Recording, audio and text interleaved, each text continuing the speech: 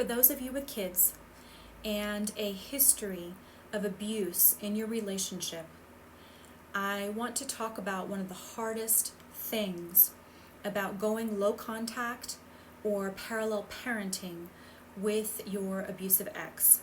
That said, there are long-term payoffs for both you and your kids if you take on co-parenting with your ex in this way. I'm Danny, and today's little dicho is for those of you new to or struggling with parallel parenting with your abusive ex.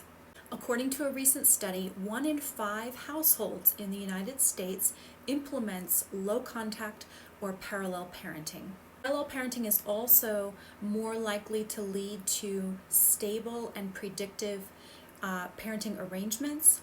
And another study found that kids in these arrangements are less likely to have emotional and behavioral challenges compared to kids on different parenting arrangements. Hit the flag if you're on TikTok to save my videos, follow me for daily dichos, and leave me a comment if you have any questions about low contact or parallel parenting. When there is a history of interpersonal violence or narcissistic abuse, both the legal and therapeutic communities actually agree that implementing low contact or parallel parenting is a recommended approach. What makes these arrangements so tough is that both parents have absolute minimal contact about anything except the bare minimum regarding the child. Mostly issues of joint custody, so the child's location, their school, religion, medical care, but that's pretty much it. In these sorts of parenting arrangements, both parents are also supposed to limit any communication through the child about the other parent and their business. Incredibly hard. You are giving up control over the upbringing of that child in the other household.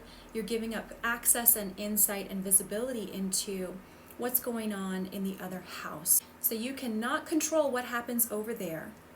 When the child come back and you're going through the normal things related to detox and other consequences of these sorts of arrangements, you can control how you respond to that. So the boundaries that come with a parallel parenting arrangement are both punishing and empowering for both you and the child. Not knowing is awful to experience. At the same time, it is freeing and it really creates stability and a way for you to keep the toxic person's behaviors and patterns out of your house, and is a protection for your child when they come back to your house and your routine and rhythm. They come back to your house and everything is safe, stable, there's consistency, there's routine. This reduces stress and anxiety in a huge way. The experts say if you're going to parallel parent, you need to have really strong boundaries in place and codified in a written parenting plan. This is your baseline. If you don't have it written down, everything from communication rules to exchanges, you're going to be unable to measure any violations against those baseline rules. Without written rules that both parties have agreed to and are codified, for example, in court, it's your word versus theirs, and that is going to lead to chaos, not stability. Communication to an absolute minimum. Don't let it get personal, because you should only be communicating about things related to the child. And this is how you can maintain control over how you respond to things that are thrown your way. Be prepared in these arrangements for all kinds of attempts and tactics to manipulate you, use the kids to get back at you and retaliate, or legally abuse you. Have your supports close by so you're not enforcing things by yourself.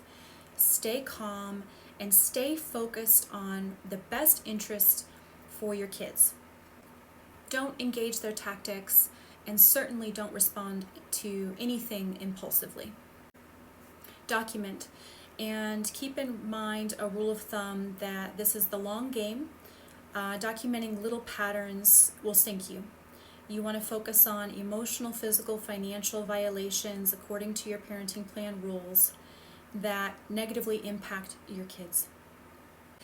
Going into a parallel parenting arrangement is no joke. It's very difficult, but there are real long-term benefits for you and your child by having these kinds of boundaries in place and codified for the long term. You've got this, and I'll see you guys again soon. Ciao.